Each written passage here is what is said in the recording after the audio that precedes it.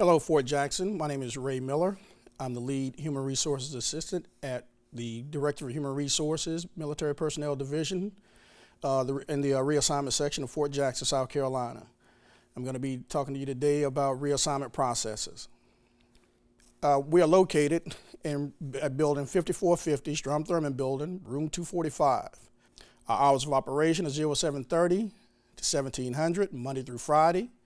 We're closed on all federal holidays and on the first and the third Thursday of every month for training from 1330 to 1700.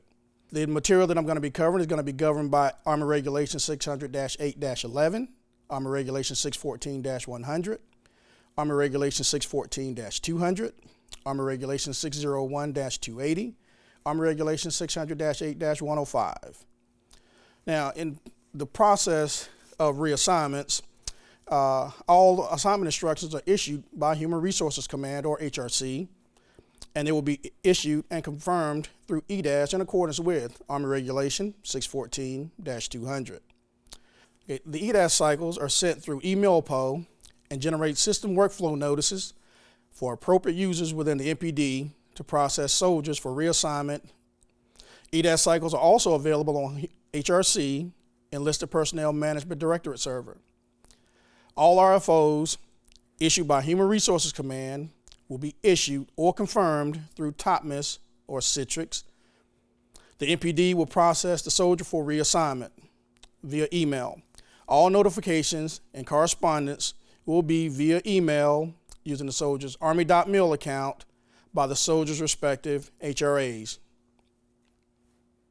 Within that packet, the Reassignment Personnel Work Center will conduct an initial screening of the EDAS cycle, which is every Tuesday for enlisted assignments, and we'll conduct a twice daily screening of TOPMIS and Citrix, which is by RFO, for all officer assignments. In that packet, a memorandum for reassignment notification of assignment instructions will include the servicing HRA, or the Human Resources Assistant assigned to your unit, PCS instructions to the overseas location, report date, and instructions for a suspense day for return of all documentation. A standardized levy briefing, which details the steps required to complete the PCS process. Along with that will be a DA Form 4036, which is the medical and dental preparation for overseas movement for all overseas assignments, and guidance if the officer or soldier is being assigned to an overseas area. The DA Form 4787, which is the reassignments processing worksheet, if the officers would be also being assigned to an overseas area. The DA Form 5118 and guidance for enlisted personnel will be used to determine if the soldier must acquire additional service to complete the prescribed tour. The data loss sheet, that is for enlisted and officers. This is what lets us know when you anticipate your last day on the installation being. The DA Form 5121, which is the Overseas Tour Election Statement, is where you will elect what type of assignment you're going to serve, whether accompanied or unaccompanied.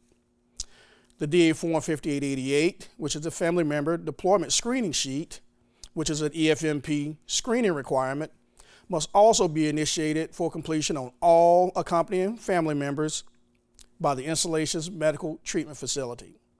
The EFMP FMTS Overseas Cheat Sheet will accompany that 5888, which will outline how that sheet is to be completed and the steps to complete that sheet.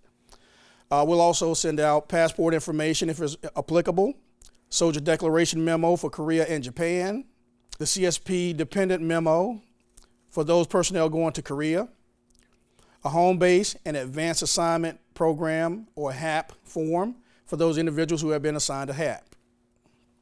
In completing these documents, we will conduct an initial screen of EDAS by completing the 5118, and that'll be parts 1 and 2. We'll also determine if the soldier meets the assignment requirements. The soldier will not receive a notification of assignment or reassignment if the disqualification is identified. We will also notify soldiers who must acquire additional time in service in order to comply with the assignment instructions. The soldier must either extend or re-enlist or decline to extend or re-enlist within 30 calendar days of the EDAS cycle transmittal date.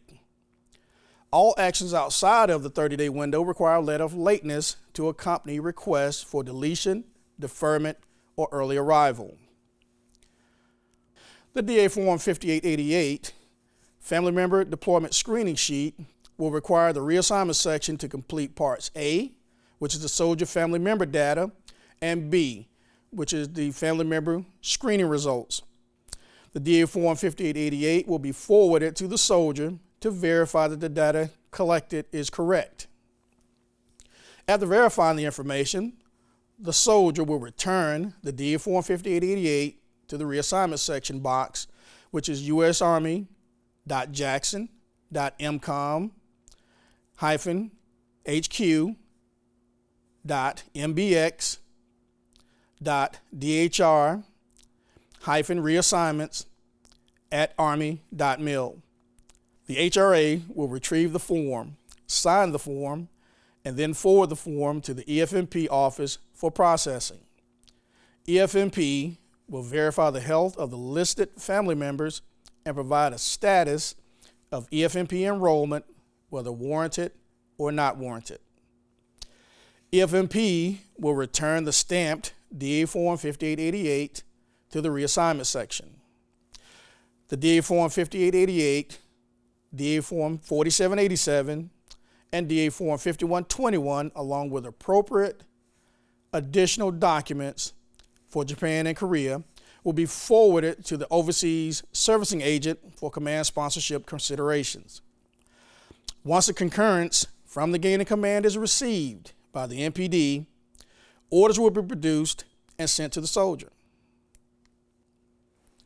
In closing, it is important for the soldier to remember the steps necessary to complete the PCS process and receive orders so that they can exit the installation in a timely fashion.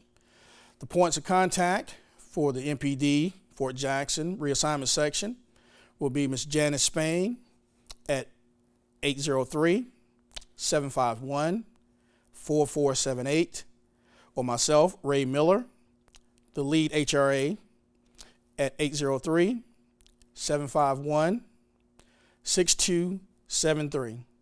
Thank you.